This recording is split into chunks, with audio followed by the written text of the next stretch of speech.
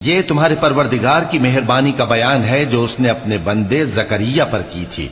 جب انہوں نے اپنے پروردگار کو دبی آواز سے پکارا اور کہا کہ اے میرے پروردگار، میری ہڈیاں بڑھاپے کے سبب کمزور ہو گئی ہیں اور سر سفید بالوں کی وجہ سے چمکنے لگا ہے، اور اے میرے پروردگار، میں تجھ سے مانگ کر کبھی محروم نہیں رہا، اور میں اپنے بعد اپنے بھائی بندوں سے ڈرتا ہوں، اور میری بیوی بانجھ ہے، پھر بھی مجھے اپنے پاس سے ایک وارث عطا فرما جو میری اور اولاد یعقوب کی میراث کا مالک ہو، اور اے میرے پروردگار اس کو خوش اخلاق بنائیو۔